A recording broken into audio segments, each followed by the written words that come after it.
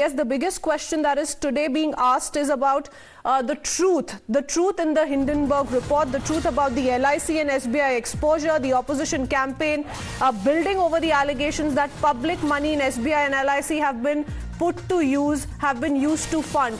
Big breaking news update in the meanwhile on how the Fitch report has also fallen. So the Fitch report on Adani has fallen, and that's the latest bit of breaking news update coming in. Adani bulls are counting loss since Hindenburg report. On your screens are details of the Fitch report on the Adani stock that have fallen once again. These are the kind of consequences that we continue to witness with regards to the big fall that the group continues to witness on a daily basis now, with the, as we were pointing out, over $107 billion loss so far that has been registered on part of the Adani group.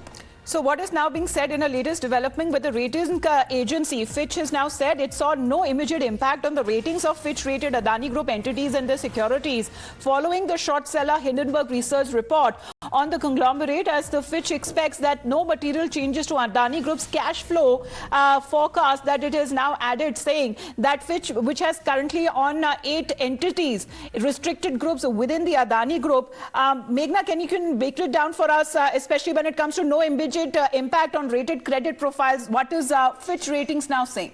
Well, absolutely, Amita. This is the Fitch rating which has come in, and it very categorically says, I'm going to quote it from the report itself, that there is no immediate impact on the rated Adani entities' credit profiles from the short seller report, which is that, of course, of Nate Anderson, who is the founder of Hindenburg. In fact, I'm going to get you some more excerpts. It says, the rating says there's no immediate impact on the ratings of their entities, of the Adani entities and their securities following a short seller report, which of course is the Hindenburg report that it is alluding to, alleging malpractices at India's Adani Group, and expects no material changes to its forecast in the cash flow. Now, cash flow is very important for us to look at, Amita, because at the end of it, the banks are saying that the loan, the debt is all secure if there is cash flow.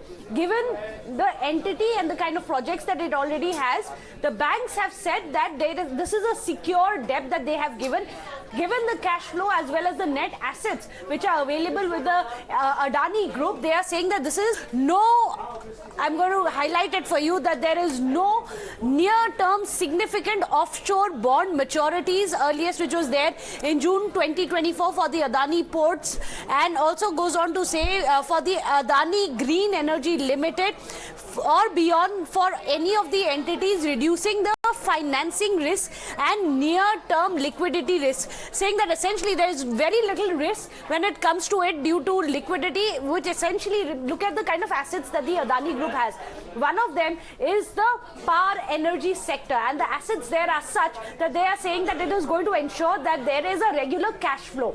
The ports, Adani Ports is another one of the big enterprises, big companies which belongs to the Adani Group, which also has a very robust cash flow as per the banks. And this is something, the sentiment of the bank seems to be now shared with the Fitch report, which says the ongoing monitoring will be looking closely at any major changes in the rated entities' access to financing or cost of financing in the long-term basis, which it says hasn't happened so far.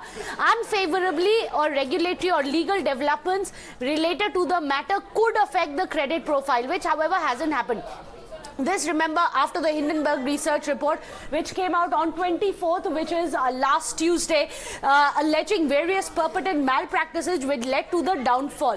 The Fitch currently has ratings on the 8 entities, restricted groups within the Adani Group, and these are the 8 companies out of the 10 that the Fitch has taken into consideration, and says that so far, and the big takeaway from this is, so far there is no immediate impact. Meghna, we'll be right back. We have Mr. Dharmesh Kant, market expert, joining us on the phone line. Mr. Kant, how do you read into this development with the Fitch expects no material changes to Adani Group? That's the expectation that it has laid out to the cash. Shares. Not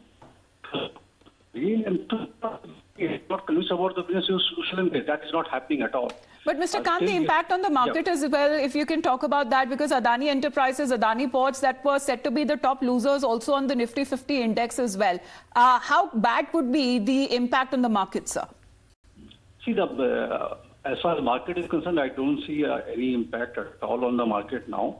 It should have not happened earlier as well, but somehow, sometimes there is some kind of news flow based, which has happened. It is down, done and dusted now. Markets will stabilize from where it's been doing fairly well for the last 2 trading sessions, and it's likely to do further well in the backdrop of the good budget which we had. I see market, I am not making a loud statement, but I see market making a new high very soon by the middle of March this year itself. So market is settled. Adani stocks may take some more time till the tide is cleared. Okay, you're saying the market seems to be settled, at least the near future. But as far as the Adani stocks are concerned, remember, sir, they've already suffered a loss that's amounted to almost $107 billion and counting, because we've seen a sharp dive. They've been nose diving as far as the shares are concerned. In that sense, the recovery in respect to the market shares, do you see it happening in the near future, really? See, as far as specifically speaking for Adani group of stocks, it would be difficult in near future because all the fund managers, they have a mandate not to invest in a company where there is any news flow regarding the corporate governance. I'm not saying it should be certified, but even if there is some rumors or news surrounding that corporate governance angle, you are mandated not to put your money into. Billionaire is moving now to restore the confidence of the investors. It's a debt service which they are right. So for the company, for this issue, what is the coupon rate? You have to pay that coupon rate over the period of time for which it is being issued, and on the completion of the time period for which that bond has been issued, you have to redeem it. So that is what the discussion we started with. There is no problem at all. The business is good at Adani Enterprises. They have sufficient cash flows. In the balance sheet of all the Adani Group companies, around, if you include HEC numbers, 30,000 crores of cash is standing. 19,500 crores of cash is only there in the Adani Group of companies. So that is not a problem. What people, speculating about was the value of bonds in the secondary market. That has nothing to do. Okay.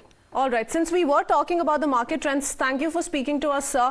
Let me quickly go across to Meghna as well. Meghna, Amitabh was talking about Adani Enterprises and Adani Ports being the top losers on Nifty 50 index. If you could just take us through the figures coming in. Well, absolutely. Let's not forget the NSE has put 3 of the Adani company stocks on the additional surveillance list. So what we are going to do is show you the 3 of these stocks to show the way that they have been performing before and after the Hindenburg report, remember, was made public on the 24th. For India, it was 25th of January. This is the performance of the Adani Enterprises. As you can see, before the Hindenburg, a strong showing, which was there at 3,436, 3,432. This is where the Hindenburg report then came out, and then you can see the free fall which continued over the next couple of days. This is 25th of January, 26th, 27th. It is on the 30th of January, 31st of January when we saw the sudden big ticket performance for the Adani Group. After all, it is one of the companies which has a massive cash flow as well, which we were discussing earlier. This is the performance of the Adani Ports. This is before the Hindenburg report which came out, which happened on the 25th. This is roughly where the report would have come out. Before that, it had a strong showing, as you can see, 769, then 761, 713, and that's when the Hindenburg report came in. It held steady for 2 days, following which, however, again on around the 31st of January, you can see the free fall. It went down to 612, then further continued to depreciate, and today as we stand, of course, these numbers keep changing. By 3 o'clock we'll have more updated numbers, but so far it stands roughly around 448. As you can see, this is the fall that it had happened from 769. Today it now stands at 448, the direct fallout of the Hindenburg strike on it. Absolutely. So it remains to be seen if this saga would hurt the sentiments in the markets or not, because even after being removed from the Dow Jones sustainability indices, here Fitch Ratings as well have been saying that not much of an impact that is being made on the market as far as restricted group entities here are concerned. Meghna, thank you very much.